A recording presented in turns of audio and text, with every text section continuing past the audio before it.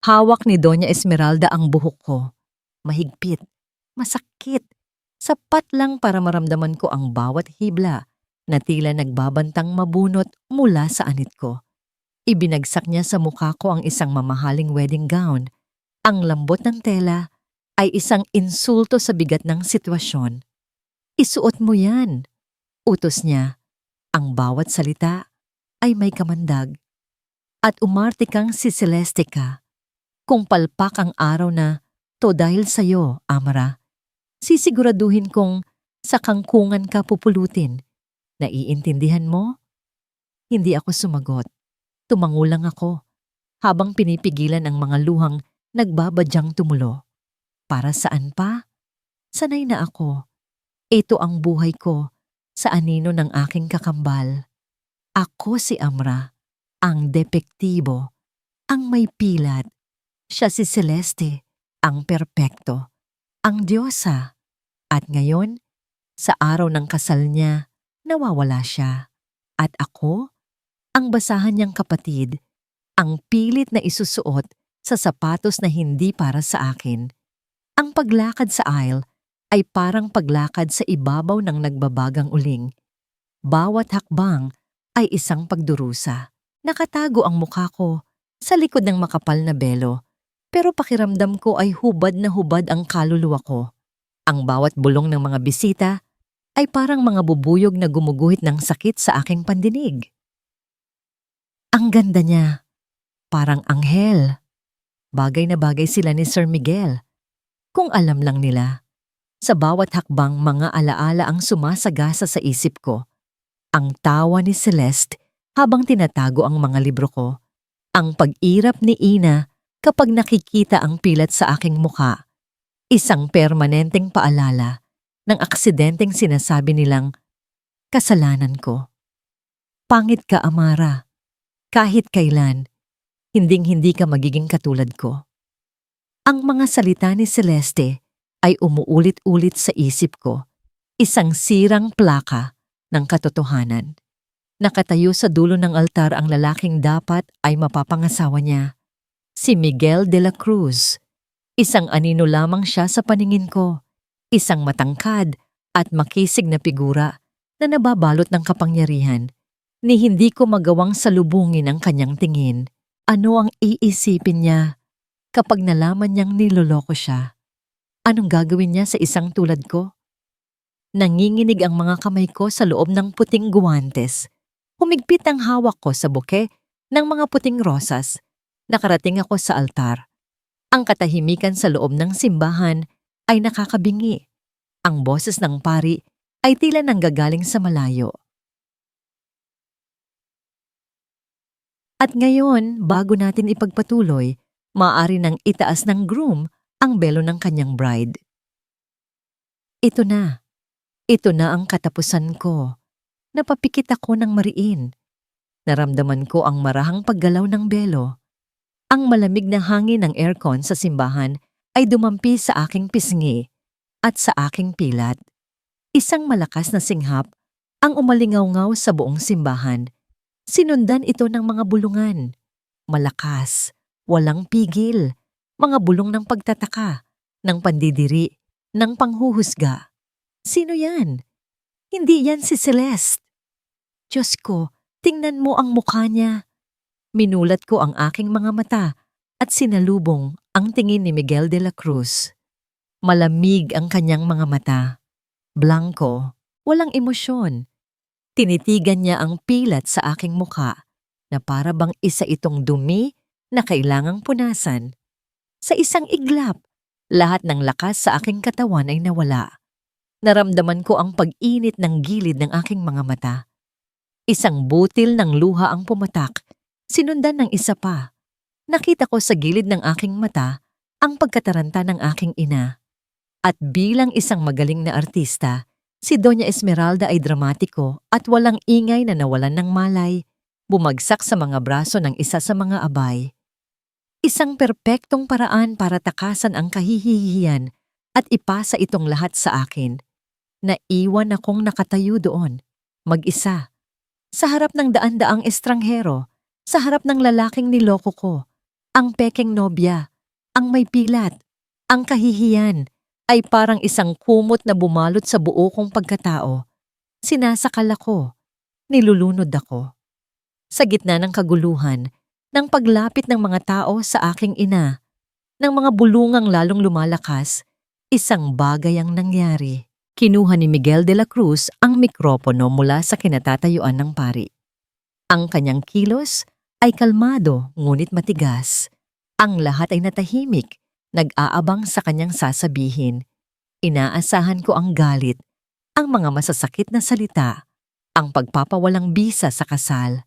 Ngunit ang lumabas sa kanyang bibig ay isang bagay na yumanig sa buong simbahan at higit sa lahat, sa buong mundo ko.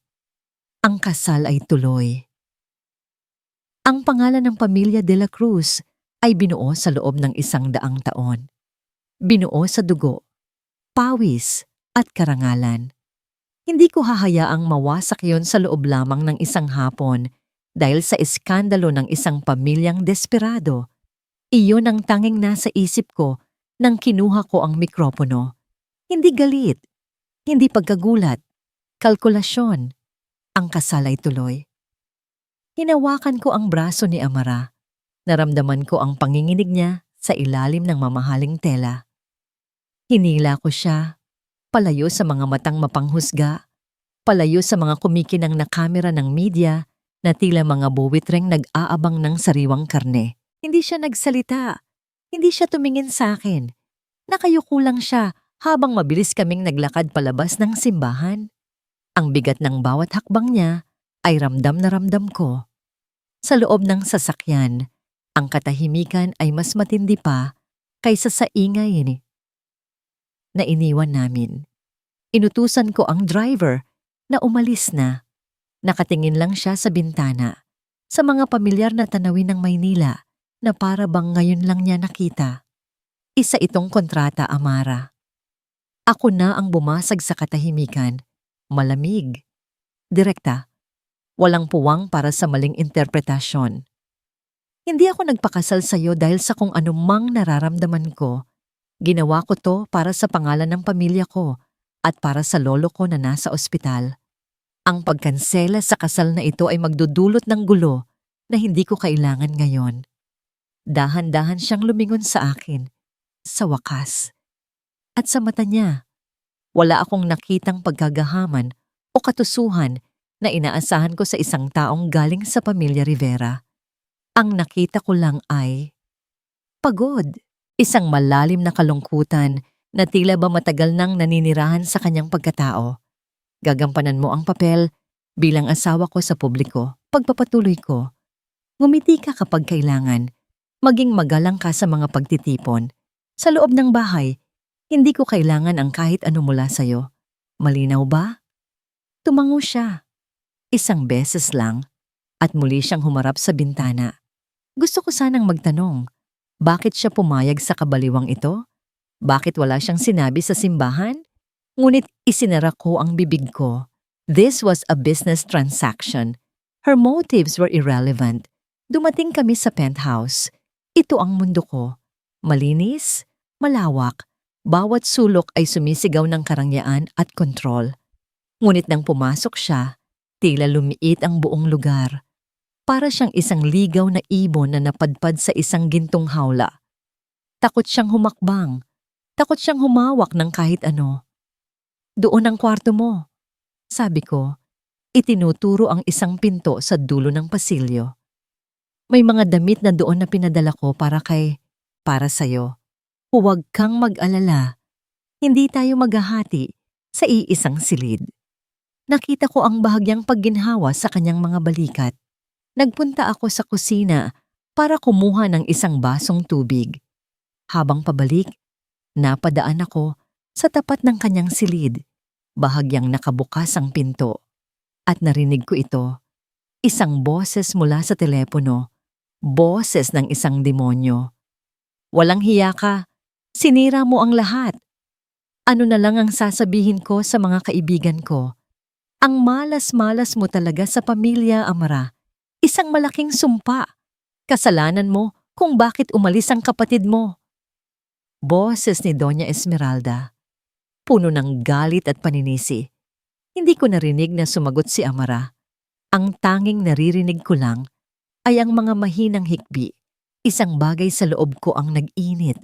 Sanay ako sa mga buwitre sa mundo ng korporasyon, pero ang ganitong klase ng kalupitan mula sa isang ina, iba ito. Ngayon, naiintindihan ko na ang takot sa kanyang mga mata. Isinara ko ang pinto ng aking silid. Sinubukan kong magtrabaho, ngunit ang imahe ng kanyang mga mata at ang tunog ng kanyang pag-iyak ay hindi maalis sa isip ko.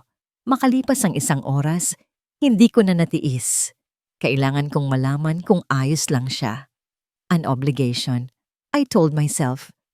She is now carrying my name. Dahan-dahan kong binuksan ang pinto ng kanyang silid. Kadalasan, kakatok ako. Pero ngayon, may nag-udyok sa aking huwag gawin iyon. Nakita ko siyang nakaupo sa gilid ng kama, nakatalikod sa akin. Ang engranding wedding gown ay nakasambay na sa isang silya at napalitan ito ng isang simpleng t-shirt at pajama pants na maluwag sa kanyang payat na katawan. Tahimik siyang umiiyak. Hindi yung klase ng pag-iyak na maingay at puno ng drama. Ito ay isang pag-iyak na tahimik at pagod. Hawak niya ang laylayan ng manggas ng kanyang t-shirt at dahan-dahan niyang inilalapat ang isang maliit na bimpo na may yelo sa kanyang braso. Nang masinagan ng ilaw mula sa pasilyo, nakikita ko ito. Isang lumang pasa, kulay lila na. Nagising ako sa lambot ng isang kama na hindi para sa akin. Ang sinag ng araw ay pumapasok mula sa isang malawak na bintanang salamin. Tanaw ang buong syudad na unti-unti pa lang ding gumigising. Sa isang iglap, kinalimutan ko kung nasaan ako. Inakala kong isa lang itong panaginip. Pero nang igalaw ko ang aking braso, naramdaman ko ang kirot at lahat ay bumalik. Ang simbahan, ang kahihiyan, ang malamig na mga mata ni Miguel de la Cruz at ang pasa sa aking braso. Isang alaala mula sa mahigpit na pagkakahawak ni Ina kahapon bago niya ako itulak papasok sa bridal car. Dahan-dahan akong bumangon. Ang bawat sulok ng penthouse na ito ay sumisigaw ng karangyaan na hindi ko kailanman naranasan. Pakiramdam ko ay isa akong pulubi na naligaw sa palasyo. Bawat hakbang ko ay maingat, takot, na baka may mabasag akong hindi ko kayang bayaran. Naabutan ko ang dalawang kasambahay na naghahanda ng almusal sa kusina. Nginitian nila ako. "Good morning po, Ma'am Amara." Bati ng isa. "Ma'am." Ang salitang iyon ay bago sa aking pandinig. Sanay akong tawaging Amara. "Ohoy, ikaw." "Tulungan ko na po kayo," sabi ko. At akmang kukunin ang mga plato. Nagkatinginan sila, puno ng pagtataka. "Naku ma'am, kami na po. Trabaho po namin to. Maupo na lang po kayo." Nahihiya akong umupo sa mahabang mesa na gawa sa mamahogani. Makalipas ang ilang sandali, lumabas si Miguel mula sa kanyang silid. Suot niya ay isang itim na business suit at tila handa na siyang sakupin ang mundo. Hindi niya ako tiningnan. Umupo siya sa kabilang dulo ng mesa na parang hindi niya ako kasama. Kumain kami sa katahimikan. Nang matapos siya, tumayo siya at iniwan ang kanyang pinagkainan. Sanay ako sa ganito. Sa bahay ako ang laging nagliligpit ng pinagkainan ni Celeste at ni Ina. Kaya't bago pa man makalapit ang mga kasambahay, tumayo ako at pinagsama-sama ang aming mga plato para dalhin sa lababo. "Mama Mara," saway muli ng kasambahay, puno ng pag-aalala. Napatigil ako nang makita ko si Miguel na nakatayo sa may pinto, nakatingin sa akin. May kakaiba sa kanyang titig. Hindi ko ito mabasa. Pagkalito? Pagtataka? Agad siyang nag-iwas ng tingin at umalis ng walang sinasabi. Ang buong umaga ay ginugol ko sa paglalakad-lakad sa loob ng penthouse. Isang paraiso, ngunit para sa akin, isa itong kulungan. Walang Celeste na mang-aasar, walang ina na maninigaw, Pero ang kalungkutan ay mas matindi. Dito, ang kasama ko lang ay ang anino ng aking sarili. Hanggang sa bumukas ang pinto ng elevator at pumasok ang demonyo. Ina, mahina kong sabi. Huwag mo akong tawaging ina. Sagot ni Doña Esmeralda. Tinanggal ang kanyang mamahaling sunglasses. Pinagmasdan niya ang buong lugar na may halong paghanga at inggit. Tinitiyak ko lang na hindi ka gumagawa ng kahit anong katangahan dito. Lumapit siya sa akin. Ang kanyang mga mata ay matalim na nakatutok sa pilat sa aking mukha. Makinig ka, Amara. Huwag mong iisipin na totoo ito. Isa ka lang pansamantala. Isang pekeng asawa. Huwag kang magkakamaling mahulog sa lalaking yun. Dahil sa oras na bumalik si Celeste, ibabasura ka niya na parang maruming trapo. Naiintindihan mo? Tumangulang ako habang kinukuyom ang aking mga palad. Good. At ayusin mo yang sarili mo. Mukha kang katulong. Dagdag pa niya bago tumalikod at umalis na parang isang reyna. Naiwan akong nanginginig. Ang kaunting pag-asa na nagsimulang tumubo sa puso ko ay dinurog niyang muli. Para makatakas, lumabas ako sa malawak na balcony. Doon, sa isang sulok, may nakita akong isang halaman. Isang maliit na puno ng rosas na may iisang bulaklak na nalalanta na. Ang lupa nito ay tuyong-tuyo. Naawa ako. Para kong nakita ang sarili ko sa kanya. Inabando na. Naghihingalo. Pumasok ako sa loob at kumuha ng isang basong tubig. Dahan-dahan kong diniligan ang halaman. Hinaplos ko ang mga dahon nitong tuyot. Huwag kang mag-alala. Bulong ko. Aalagaan kita. Kinagabihan, hindi ko namalayan na nakatulog ako sa sofa sa sala. Nagising ako nang maramdaman kong may naglagay ng kumot sa akin. Si Miguel. Nakatayo siya doon at mabilis na umiwas ng tingin. Nang makitang gising na ako. Kinabukasan, pagkatapos kong muling diligan ang aking halaman, may napansin akong bago sa tabi nito. Isang set ng maliliit na gamit sa paghahalaman. Isang pala, isang rake at isang pares ng guwantes. Bago, walang gumagamit. Alam kong siya ang nag-iwan nito doon. Ang simpleng bagay na yon ay nagdulot ng kakaibang init sa aking dibdib. Pumasok ako sa aking silid para ayusin ang iilan kong gamit na dinala mula sa aming bahay. Sa ilalim ng mga luma kong damit, nandoon ito. Isang maliit na kahon. Binuksan ko ito at kinuha ang laman. Isang silver na hair clip na hugis paru-paro. Ang nag-iisang alaala na iniwan sa akin ng tunay kong ina bago siya pumanaw. Isinuot ko ito sa aking buhok.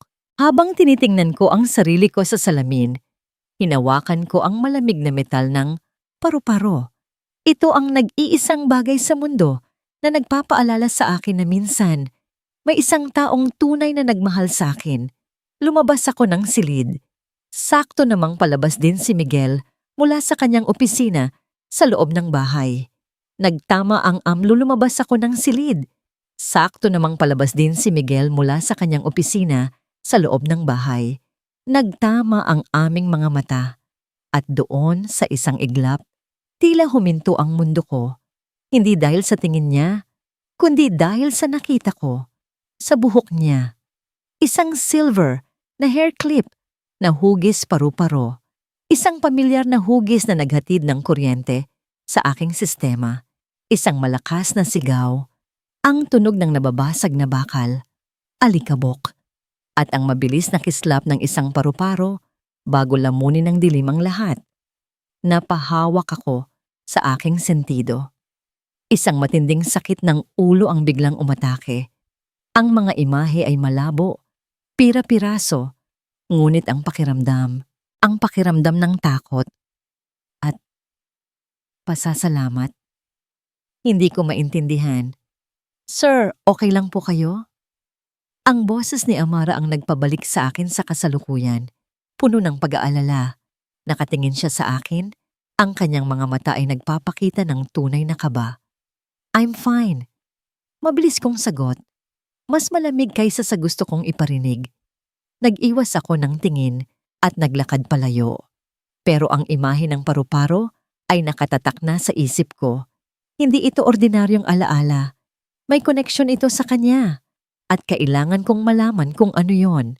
Kinabukasan, sa opisina, tinawagan ko si David, ang pinuno ng aking security team at pinagkakatiwalaan kong investigador.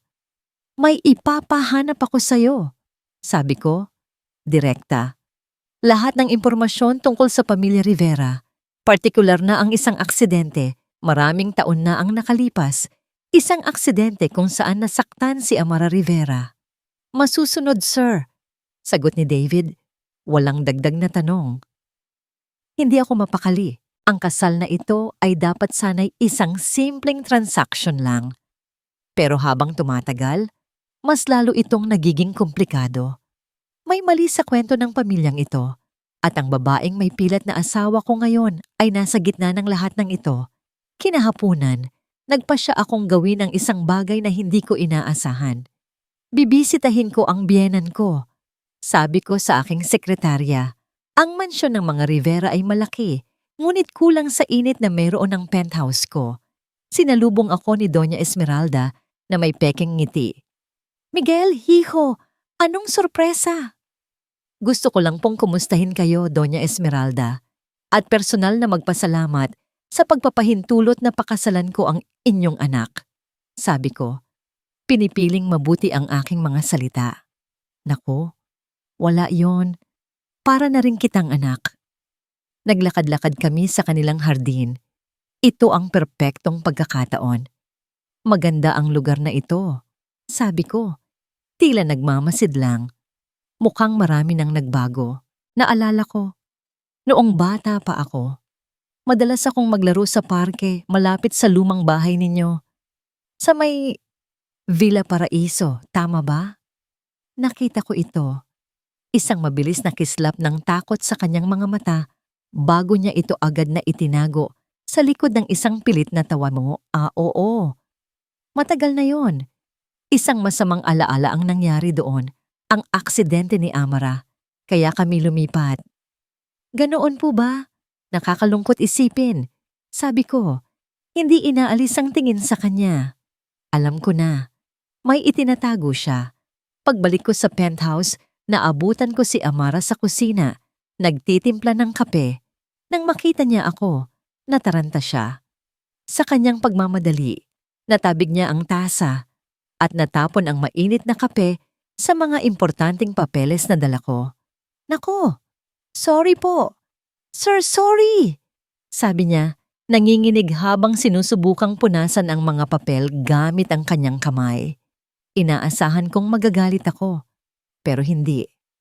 Ang nakita ko lang ay ang kanyang pamumutla at ang tunay na takot sa kanyang mukha. Hinawakan ko ang kanyang kamay para pigilan siya. Hayaan mo na. Papel na lang yan. Nag-angat siya ng tingin, puno ng pagkagulat. Nagtama ang aming mga kamay sa ibabaw ng basang mesa. Naramdaman ko ang init ng kanyang balat. Isang kakaibang kuryente ang dumaloy sa akin. Agad kong binawi ang aking kamay. Ako na ang maglilinis, sabi niya. At mabilis na kumuha ng basahan. Pinanood ko lang siya.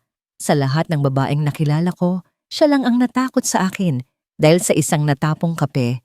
Gabi na nang pumasok si David sa aking opisina sa penthouse. Dala niya ang isang brown envelope.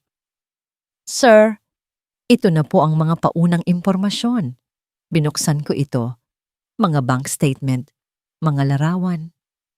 Ayon po sa records, si Celeste Rivera ay nag-withdraw ng 10 milyong piso mula sa isang offshore account 2 araw bago ang kasal. 10 milyon. Hindi iyon perang para sa isang babaeng nag-aalala sa kanyang kasal. Iyon ay perang para sa pagtakas. May isa pa po, sir. Inabot sa akin ni David ang isang litrato. Isang malinaw na kuha mula sa CCTV ng airport.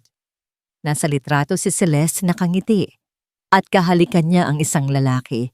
Isang lalaking kilalang kilala ko. Ang pinakamatindi kong kalaban sa negosyo. Ang taong sumusubok na pabagsakin ang De La Cruz Corp sa loob ng maraming taon. Si Lorenzo Vargas. Ang titig ni Miguel sa paru-paro sa buhok ko ay panandalian lang, ngunit sapat na yon para mag-iwan ng kakaibang kaba sa dibdib ko. May kung anong nagbago sa kanya pagkatapos ng gabing iyon. Hindi na siya ganoon kalamig. May mga pagkakataong nahuhuli ko siyang nakatingin sa akin na para bang sinusubukan niyang basahin ang isang librong matagal nang nakasara. Ang maliliit na bagay ay nagsimulang magbigay sa akin ng pag-asa. Ang set ng paghahalaman. Ang isang tasa ng tsa na ipinapatong niya sa mesa ko kapag nakikita niyang giniginawa ko sa balcony. Hindi niya ito sinasabi, pero nararamdaman ko.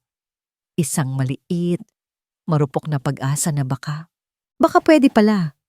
Isang hapon, habang nagbabasa ako sa sala, narinig ko ang boses ni Ina mula sa pasilyo. Kausap niya ang isang tao sa cellphone. Ang kanyang boses ay hindi na matapang at puno ng kontrol. Ngayon, ito ay puno ng pagkataranta. Ano ang ibig mong sabihin na hindi mo siya makontak? Bulong niya, ngunit sapat na ang lakas para marinig ko. Nasaan na ang pera? Nasaan si Celeste? Sabihin mo sa kanya, kailangan ko ng pera. Kung hindi, naputo lang linya. Napatayo si Ina na namumutla. Nagtama ang aming mga mata. Isang tingin ng purong galit at takot ang ipinukol niya sa akin bago siya nagmamadaling pumasok sa elevator. Pera? Anong pera ang sinasabi niya? At bakit niya hinahanap si Celeste? Hindi ba't dapat ay alam niya kung nasaan ang paborito niyang anak? Kinabukasan lalaking gulat ko nang sabihin sa akin ni Miguel, "Magbihis ka, may pupuntahan tayo." "Saan po?" Tanong ko, puno ng kaba. "Bibisitahin natin ang lolo ko." Sagot niya, hindi nakatingin sa akin. Ang puso ko ay tila umakyat sa aking lalamunan. Ang lolo niya? Ang patriarka ng mga De La Cruz? Bakit niya ako dadalhin doon? Ang silid sa ospital ay malawak at pribado. Nakahiga sa kama ang isang matandang lalaki na, sa kabila ng kanyang sakit, ay may bakas pa rin ng kapangyarihan sa kanyang mukha. Ngumiti ito nang makita si Miguel. "Apo," sabi ng matanda. Ang boses ay mahina, ngunit malinaw. "Lolo," sagot ni Miguel. At sa unang pagkakataon, nakita ko ang lambot sa kanyang mga mata. Lumapit siya at hinagka ng kamay ng matanda. "Ito po si Amara, ang asawa ko." Lumingon sa akin ang matanda. Ang kanyang mga mata ay matalino at mapanuri. Ngunit wala akong nakitang panghuhusga. Hinawakan niya ang aking kamay. Ang kanyang balat ay manipis at malamig. "Hija," sabi niya, at isang ngiti ang sumilay sa kanyang mga labi. Tinitigan niya ako ng malalim. "Huwag mong hayaang sabihin ng iba kung sino ka. Nakikita ko. May mabuti kang puso, Hija. Alagaan mo ang apo ko." Isang butil ng luha ang pumatak mula sa aking mata. Ito ang unang pagkakataon na may nagsabi sa akin ng ganoon. Isang estranghero. Pero naramdaman ko ang kanyang sinseridad. Pagbalik namin sa penthouse, ang katahimikan sa pagitan namin ni Miguel ay hindi na awkward. May bago. Isang hindi nakikitang tulay ang tila na buo. "Pumasok ka sa opisina ko," sabi niya. Sumunod ako. Ang puso ko ay muling kumakabog. Inabutan niya ako ng isang tablet. "Tingnan mo," utos niya. Nasa screen ang isang litrato. Si Celeste, nakangiti. At kahalikan niya ang isang lalaking hindi ko kilala. Sa likod nila, malinaw ang mga sign ng isang international airport. "Sino siya?" Naguguluhan kong tanong. "Si Lorenzo Vargas," sagot ni Miguel. Ang kanyang boses ay walang emosyon, ngunit ang kanyang panga ay mariing nakatikom. "Ang karibal ko sa negosyo, Ang kapatid mo ay hindi lang tumakas sa kasal, Amara. Ninakaw niya ang 10 milyong piso mula sa isang kumpanyang may kaugnayan sa akin at sumama siya sa pinakamatinding kaaway ko. Ang hangin ay tila naubos sa aking mga baga. Hindi maari. Si Celeste, ang perpekto kong kapatid, isang magnanakaw, isang traidor. Ang lahat ng paghihirap ko, ang lahat ng kahihiyan na tiniis ko, para lang pagtakpan ang isang krimen. Napatingin ako kay Miguel. Sa ilalim ng kanyang malamig na anyo, nakita ko ito. Ang sakit. Ang sakit ng isang taong pinagtaksilan. Isang sakit na pamilyar sa akin. Hindi ako nag-isip. Inabot ko ang aking kamay at marahang ipinatong sa ibabaw ng kanyang kamay na nakakuyom sa ibabaw ng mesa. Isang simpleng dampi, isang pag-aramay. Nag-angat siya ng tingin. Ang kanyang mga mata ay puno ng pagkagulat sa ginawa ko. Sa isang saglit, ang pader sa pagitan namin ay gumuho. Ngunit mabilis itong itinayo muli nang magsalita siya. Ang kanyang boses ay mahina. Ngunit ang tanong ay tumusok sa akin na parang isang punyal. Amara, may alam ka ba tungkol dito? Alam mo ba ang plano ng kapatid mo? Ang tanong ay binitiwan ko na. Nakalutang ito sa hangin sa pagitan namin, mabigat at mapanganib. Amara, may alam ka ba tungkol dito? Alam mo ba ang plano ng kapatid mo? Nakita ko ang pagbabago sa kanyang mga mata. Ang kaunting pag-asa na namuo kanina ay biglang naglaho, na parang isang kandilang hinipan ng malakas na hangin. Pinalitan ito ng sakit. Isang pamilyar na sakit na tila ba matagal na niyang kasama. Binawi niya ang kanyang kamay mula sa ilalim ng palad ko na para bang napaso. Hindi, sagot niya. At sa unang pagkakataon, may diin sa kanyang boses. May lakas. Tumingin siya diretso sa aking mga mata at walang bakas ng kasinungalingan doon. Sa tingin mo ba, kung alam ko, hahayaan kong mangyari ang lahat ng to? Hahayaan kong mapahiya ang sarili ko sa harap ng daan-daang tao? Hahayaan kong itali ang sarili ko sa'yo? Bawat salita ay tumama sa akin. Tama siya. Ang lohika ay naroon. Walang sino man ang pipiliin ang ganitong klaseng kahihiyan. Ang pasa sa kanyang braso, ang takot niya sa kanyang ina, ang tahimik niyang pag-iyak sa gabi. Lahat ng yon ay mga piraso ng isang palaisipan na ngayon ay nabubuo na. Hindi siya kasabwat. Siya ay isa ring biktima. Naniniwala ako sa'yo, sabi ko. At sa pagsabi ko noon, naramdaman kong may nabawas na pader sa loob ko. Isang alyansa, isang marupok na ugnayan ang nabuo sa pagitan namin sa gabing iyon. Hindi na lang ito tungkol sa De La Cruz at sa mga Rivera. Tungkol na ito sa aming dalawa lamang sa mga kasinungalingang bumabalot sa amin. Ang mga sumunod na araw ay nag-iba. Nagsimula kaming mag-usap, hindi na lang tungkol sa mga alituntunin ng aming kasal, kundi tungkol sa mga simpleng bagay. Nalaman kong mahilig siya sa mga lumang libro at sa mga rosas. Nalaman niyang ayaw ko sa matatamis na kape. Isang gabi, habang nag-aayos ako ng mga lumang gamit, nakita ko ang isang photo album mula sa aking pagkabata. Dinala ko ito sa sala kung nasaan siya. Gusto mong makita? Alok ko. Tumango siya at umupo kami sa sofa. May sapat na espasyo sa pagitan namin. Habang binubuklat namin ang mga pahina, isang litrato ang kumuha ng atensyon niya. Isa itong litrato ko, mga 8 taong gulang, sa isang parke. Ang lugar na to, bulong niya, pamilyar sa akin. Ito yung parke, malapit sa dati naming bahay, sa Villa Paraiso. Villa Paraiso. Ang pangalan ay parang isang kulog na dumagundong sa isip ko. At bigla, bumuhos ang lahat. Ang init ng araw, ang ingay ng mga construction workers sa malapit, ang sigaw ng isang babae. Celeste, mag-ingat ka. Ang tunog ng humihigpit na bakal, isang malaking giyerang bakal mula sa itaas, Pabagsak. Hindi ako makagalaw. Nakatitig lang ako sa aninong papalaki. Pero may humila sa akin. Isang maliit na kamay. Isang malakas na tulak. Bumagsak ako sa damuhan at narinig ko ang isang nakakabinging lagabog. Sinundan ng isang sigaw. Isang sigaw ng matinding sakit. Paglingon ko, alikabok ang sumalubong sa akin. At sa gitna noon, nakita ko ang isang batang babae na nakahandusay sa paglingon ko. Alikabok ang sumalubong sa akin. At sa gitna noon, nakikita ko ang isang batang babae na nakahandusay sa lupa. Duguan ang mukha, ngunit mahigpit na hawak sa kamay ang isang silver na paru-paro. Ikaw!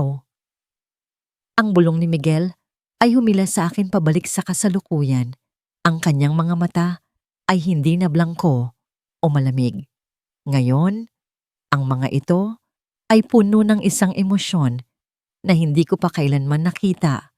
Pagkamangha, sakit, at isang bagay na mas malalim pa. Ikaw ang batang babae na yon, sabi niya. Ang kanyang boses ay nanginginig. Iniligtas mo ako. Ang photo album ay nahulog mula sa kanyang mga kamay, lumikha ng isang malambot na kalabog sa makapal na karpet. Ngunit hindi namin ito pinansin. Lahat ng hangin sa aking katawan ay tila nawala. Siya? Ang batang lalaking iyon? Ang batang lalaking dahilan kung bakit dahan-dahan iniangat niya ang kanyang kamay, nanginginig. Marahan niyang hinaplos ang aking pisngi, ang kanyang mga daliri ay lumapit sa pilat na buong buhay kong ikinahiya. Napapikit ako, nag-aabang sa pag-urong niya, sa pandidiri, pero hindi.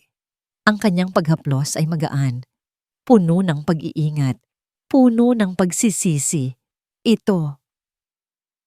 Bulong niya, ang kanyang hinlalaki ay marahang gumuhit sa marka. Hindi ito isang depekto, Amara. Ito ay isang marka ng katapangan at kasalanan ko. Pagmulat ko ng aking mga mata, ang mukha niya ay napakalapit na sa akin. Ang mga pader sa pagitan namin ay tuluyan ng gumuho. Wala na si Miguel de la Cruz, ang bilyonaryong CEO. Ang naroon na lang ay si Miguel, ang batang lalaking iniligtas ko, na ngayon ay isang lalaking nakatingin sa akin na para bang ako ang pinakamahalagang bagay sa mundo. At sa gitna ng katahimikan ng penthouse, sa ilalim ng liwanag ng mga ilaw ng syudad, hinalikan niya ako. Hindi ito tulad ng mga halik sa librong binabasa ko. Ito ay hindi marahas o mapusok. Ito ay isang halik na puno ng pasasalamat. Isang halik na nagsasabing patawad. Isang halik na bumubura sa lahat ng sakit at kahihiyan na tiniis ko sa loob ng maraming taon. Sa unang pagkakataon, sa buong buhay ko, naramdaman kong ligtas ako.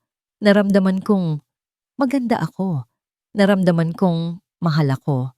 Ngunit ang mga perpektong sandali ay hindi kailanman nagtatagal. Biglang tumunog ang cellphone ni Miguel. Ang matinis na tunog ay tila isang punyal na sumira sa aming munting mundo. Akmang hindi niya ito papansinin, ngunit nakita niya ang pangalan sa screen.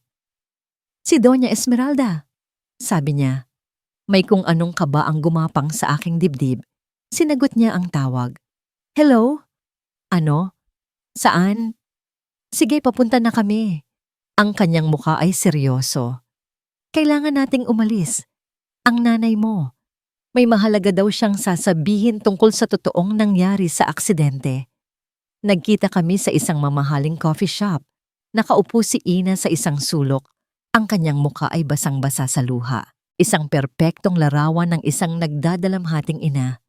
Miguel, Amara, salamat at dumating kayo, sabi niya. Ang boses ay paos.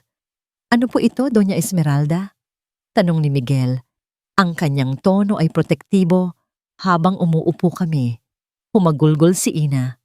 Hindi ko na kaya. Hindi ko na kayang itago ang kasalanan ng anak ko. Tumingin siya sa akin. Ang kanyang mga mata ay puno ng awa. Isang pekeng awa.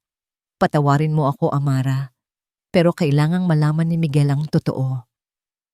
Kumuha siya ng isang lumang papel mula sa kanyang bag. Mukha itong isang pahina mula sa isang diary. Ito ang diary ni Amara noong bata pa siya. Basahin mo, Miguel. Kinuha ni Miguel ang papel. Naguguluhan. Sinilip ko ito. Ang sulat ay kamukha ng sa akin, ngunit ang mga salita. Ang mga salita ay hindi akin. Sinasabi doon kung gaano ako naiinggit kay Celeste, kung paano ko gustong makuha ang lahat nang mayroon siya. Matagal nang may inggit si Amara kay Celeste, pagpapatuloy ni Ina sa kanyang pag-arte. Nang araw na yon, sinadya niyang itulak si Celeste palapit sa panganib. Sinubukan niyang saktan ang sarili niyang kapatid. Ang pagkakasugat niya ay isang aksidente, ngunit ang intensyon niya, masama. Ang lahat ng ito, ang pagpapakasal sa'yo, matagal na niyang plano. Ang bawat salita ay isang gantimpala na humahampas sa akin. Napakabaliw. Isang kasinungalingang napakalinaw. Tumingin ako kay Miguel, naghihintay na tumawa siya, na sabihin sa aking ina na nababaliw na siya. Ngunit hindi siya tumawa. Nakatingin siya sa papel, pagkatapos ay sa akin. At sa isang saglit, sa isang nakakabiyak na segundo, nakita ko ito sa kanyang mga mata. Ang pag-aalinlangan, ang anino ng hinala, ang takot ng isang taong minsan nang pinagtaksilan.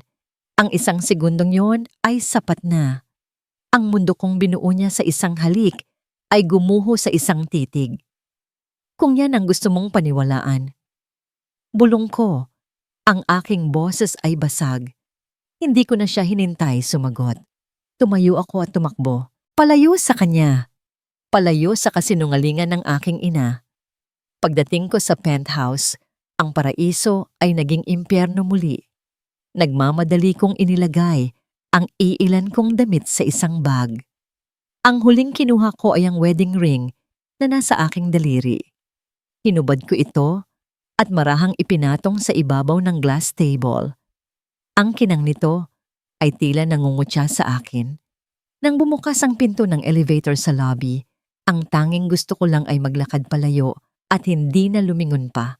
Ngunit nakaharang siya sa daan ko. Si Miguel. Nakatayo siya doon, nag-aabang. Ang kanyang mukha ay hindi ko mabasa. Hindi ako nagsalita. Hindi rin siya nagsalita. Akala ko ay pipigilan niya ako, magpapaliwanag, o marahil ay lalo pa akong sasaktan. Ngunit ang ginawa niya ay isang bagay na hindi ko inaasahan. Iniabot niya sa akin ang kanyang cellphone. May tumatawag sa linya. Naguguluhan, tinanggap ko ito at idinikit sa aking tainga. Hello? Sa kabilang linya, isang nanginginig na boses ng isang matandang lalaki ang sumagot. Hiya, ako ang driver ng pamilya ninyo noon. Mayroon akong dapat sabihin tungkol sa araw na yon. Hawak ni Amara ang cellphone na para bang isa itong ahas na anumang oras ay maaaring tumuklaw. Nakita ko ang unti-unting pagkawala ng kulay sa kanyang mukha habang pinapakinggan naman niya ang bawat salita mula sa kabilang linya. Ang kanyang mga mata ay nanlalaki, hindi sa gulat, kundi sa isang masakit na pagkilala. Isang butil ng luha ang pumatak sa screen ng telepono nang ibaba niya ito. Si Mang Lando, bulong niya. Ang driver namin. Nilapitan ko siya. Hinawakan ko ang kanyang mga balikat. Malamig siya. Nanginginig. Amara, sabi ko. Ang aking boses ay puno ng pagsisisi na hindi ko kailanman naramdaman sa buong buhay ko. Patawarin mo ako. Ang pagdudahan ka. Kahit sa isang segundo lang, ang pinakamalaking pagkakamali ko. Natakot ako, Amara. Natakot akong muling maloko, muling pagtaksilan. Pero kasalanan ko yon, hindi sa'yo. Patawarin mo ako. Tumingin siya sa akin. Ang kanyang mga mata ay puno ng luha. Ngunit sa ilalim ng sakit, may nakita akong bago. Isang kislap ng determinasyon. Isang apoy na ngayon lang nagliyab. Hindi siya sumagot. Tumango lang siya. At sapat na yon. Nahanap siya ng mga investigador ko kahapon pa. Paliwanag ko, matagal na siyang tinatakot ng nanay mo para manahimik. Ikinuwento niya ang lahat. Ang pag-aaway ni Doña Esmeralda at ng yumaong ama ninyo. Ang galit ng nanay mo nang itulak niya ang isang estatwa sa hardin. Isang estatwang babagsak sana kay Celeste. Ikaw ang nagligtas sa kanya, Amara. Sa kanya at sa akin. Ang huling mga salita ay halos pabulong ko ng sinabi. Iniligtas niya kaming lahat at ang natanggap niyang kapalit ay isang buhay ng pagdurusa. Isang galit na hindi ko pa naramdaman ang umakyat sa aking sistema. Kailangan nating bumalik doon. Sabi ko, ang aking boses ay matigas na parang bakal. Kailangan niyang harapin ang katotohanan. Ang biyahe pabalik sa mansyon ng mga Rivera ay tahimik, ngunit ang katahimikan ay puno ng bigat. Hinawakan ko ang kamay ni Amara. Sa pagkakataong ito, hindi niya ito binawi. Hinigpitan pa niya ang hawak dito. Magkasama kami dito. Pagdating namin, walang pag-aalinlangan kaming pumasok. Naabutan namin si Doña Esmeralda sa kanyang engranding sala, sa tabi ng isang naglalagablab na apoy, sa fireplace. May sinusunog siya. Mga pahina ng isang lumang diary. Nang makita niya kami, lalo na ang magkahawak naming mga kamay, ang kanyang muka ay nabalot ng purong galit. Anong ginagawa ninyo dito? Lalo ka na, Amara, ang walang utang na loob. Tapos na ang pag-arte, Doña Esmeralda. Sabi ko, malamig at walang pakundangan. Alam na namin. Wala kayong alam. Sigaw niya. Talaga ba? Inilabas ko ang aking cellphone at pinindot ang play. Ang nanginginig na boses ni Mang Lando ay umaling-awngaw sa buong sala. Ikinukwento ang bawat detalye ng araw na yon. Ang sigawan, ang pagtulak sa estatwa, ang pagbagsak nito, ang dugo. Si Doña Esmeralda ay parang isang hayop na nakulong. Hindi totoo yan. Yan, kasinungalingan. Binayaran mo siya. Ngunit ang katotohanan ay naroon, hindi maikakaila. Sa gitna ng kanyang mga sigaw, dahan-dahang humakbang si Amara.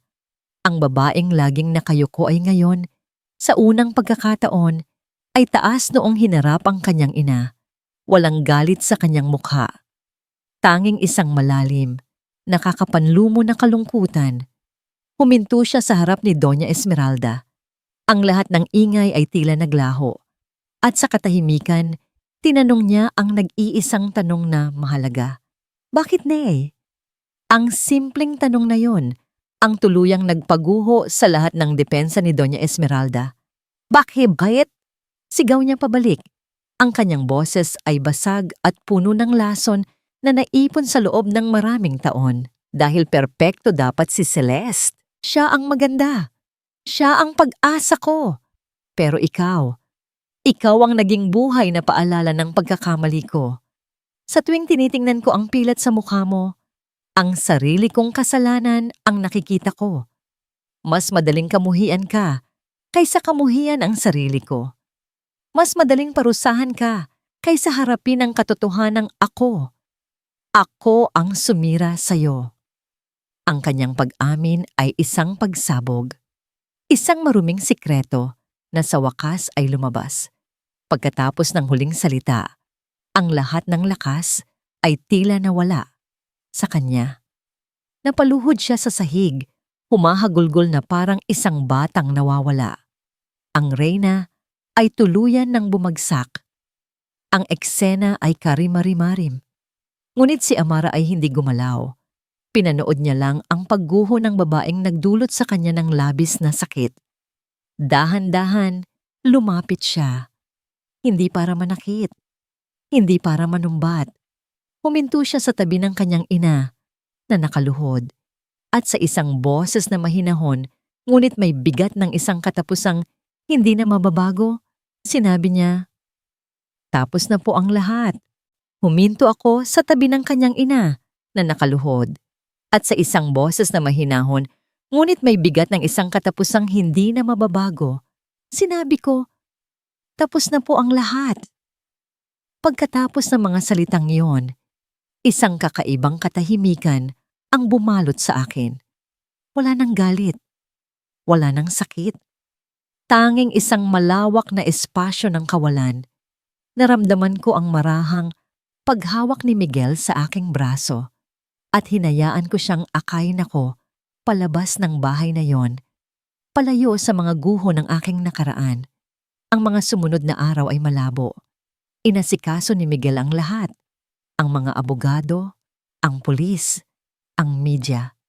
Nalaman kong nahuli si Celeste at si Lorenzo Vargas sa isang isla sa Caribbean. Sinusubukang tumakas matapos maubos ang perang ninakaw nila. Si Ina naman ay humarap sa mga kasong isinampa ng mga De La Cruz at ng sarili nitong konsensya. Hindi ako lumabas ng penthouse.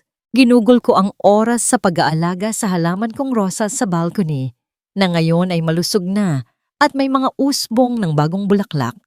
Sa bawat dahon na lumalago, pakiramdam ko ay may isang bahagi sa akin na unti-unti ring naghihilom. Isang araw, sinabi sa akin ni Miguel na kailangan kong pumunta sa istasyon ng pulis para sa isang huling salaysay. Nandoon din daw si Ina.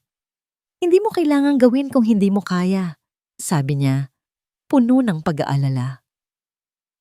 Kailangan ko, sagot ko, para sa sarili ko. Sa isang maliit at malamig na silid, nakita ko siyang muli. Ang dati reyna na si Doña Esmeralda ay isa na lamang ordinaryong babae. Gusot ang damit, walang kolorete sa mukha, at may bakas ng pagtanda na ngayon ko lang napansin. Tumingin siya sa akin, walang galit, walang pagmamakaawa. Tanging isang malalim na pagod. Hindi kami nag-usap, hindi kailangan. Sa katahimikan, naramdaman ko ang isang pagpapalaya. Hindi ko siya pinatawad para sa kanya. Pinatawad ko siya para sa akin. Para putulin na ang tanikalang nag-uugnay sa akin sa sakit. Pag-uwi namin, dumiretso ako sa aking silid. Huminto ako sa harap ng malaking salamin. Sa unang pagkakataon, tinitigan ko ang aking refleksyon ng walang pagkamuhi. Tinitigan ko ang pilat. Ang markang ito, ang naging sentro ng aking pagkatao, ang naging dahilan ng aking pagdurusa. Hinaplos ko ito. Hindi na ito masakit. Isa na lang itong bahagi ng balat. Isang mapa ng aking nakaraan. Pumasok si Miguel sa silid, dala ang isang tasa ng tsaa. Nakikita niya ang ginagawa ko. Maganda ka, Amara. Sabi niya, ang kanyang boses ay puno ng sinseridad. Ngumiti ako. Isang tunay na ngiti. Alam ko, lumingon ako sa kanya, pero gusto kong magsimula muli. Hindi para sa'yo o para sa sasabihin ng iba. Para sa akin. Lumapit siya. Anong ibig mong sabihin? Gusto kong ipa-opera ito. Sabi ko, tinuturo ang pilat. Hindi para burahin ang nakaraan, kundi para isara na ang librong yon, para magbukas ng bago. Isang nangiti ang sumilay sa kanyang mga labi. Ang pinakamatamis na ngiting nakita ko. Kung yan ang magpapasaya sa'yo, susuportahanan kita. Pagkatapos ay may kinuha siya mula sa kanyang bulsa. Ang wedding ring na iniwan ko sa mesa.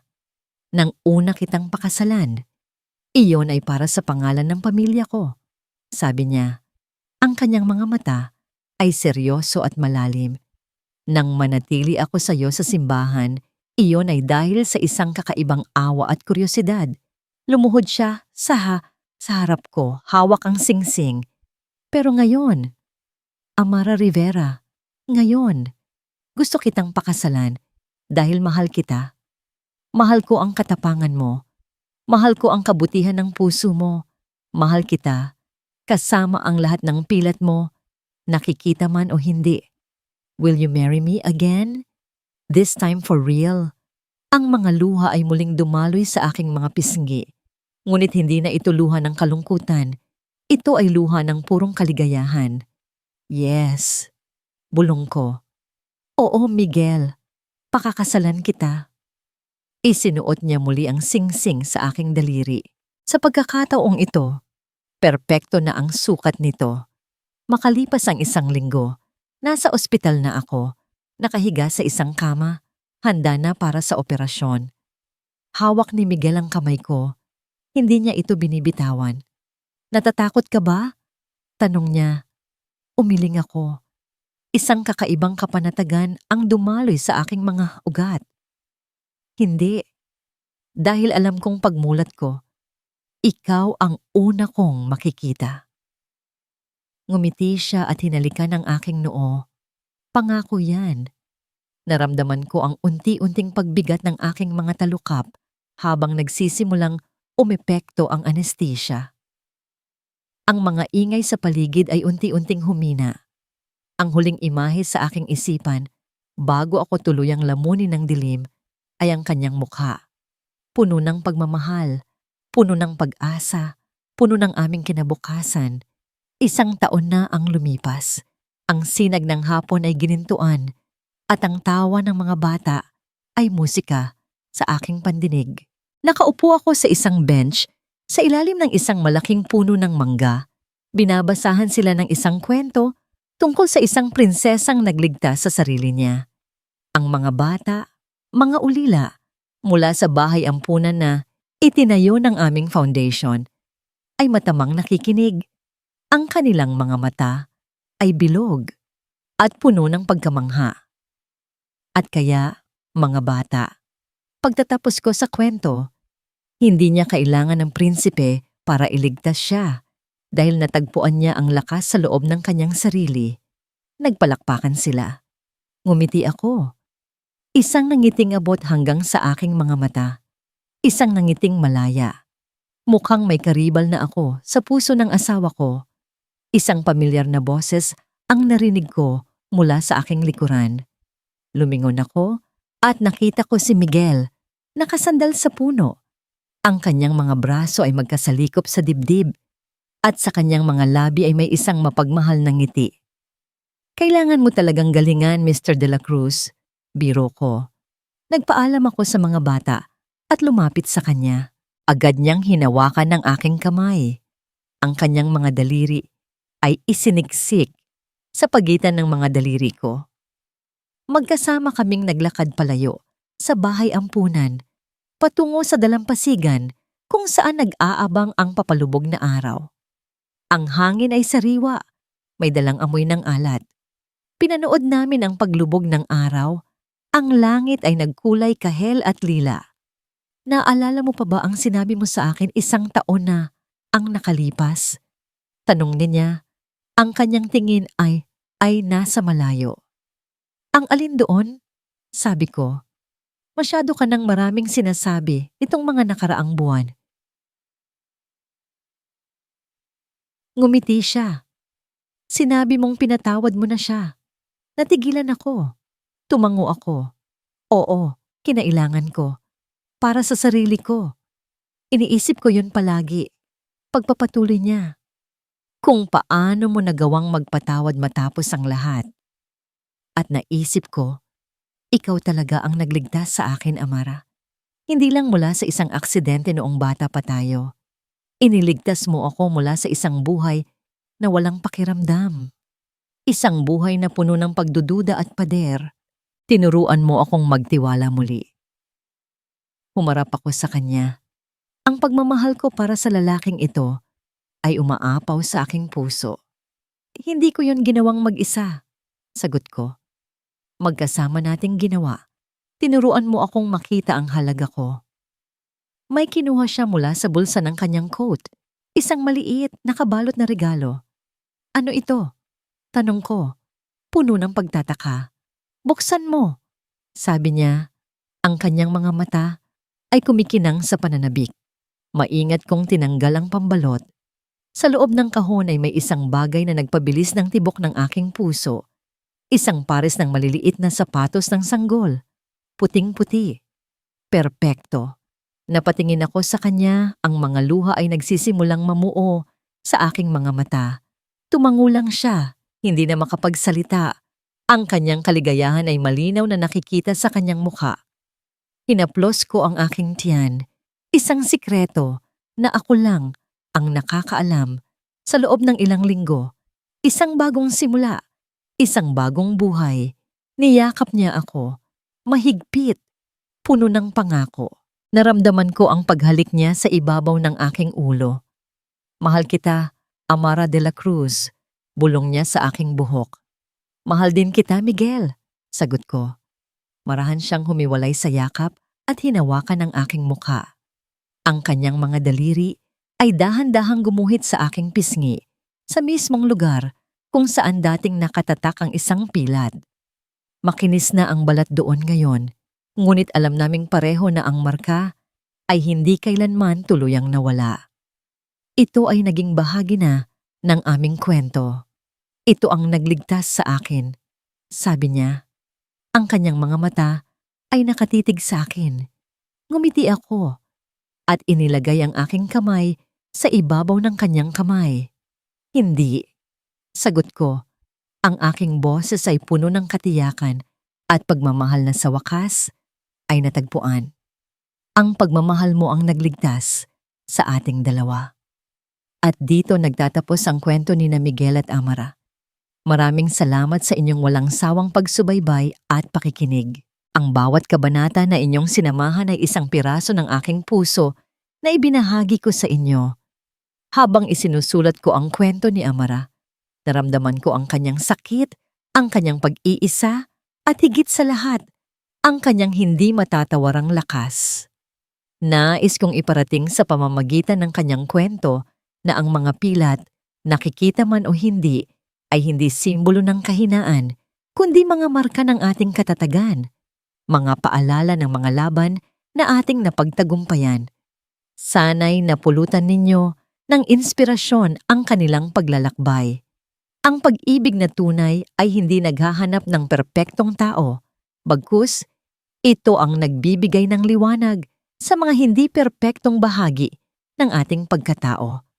Ito ay tungkol sa pagpapatawad, hindi lamang para sa iba, kundi para na rin sa ating mga sarili. At ito ay tungkol sa pag-asang kahit sa pinakamadilim na gabi, laging may bukang liwayway na naghihintay. Ano ang pinakapaborito ninyong eksena? Anong aral ang tumatak sa inyong puso? Ibahagi ninyo sa comment section. Nais kong marinig ang inyong mga saloobin. Hanggang sa muli nating pagkikita sa susunod na kwento.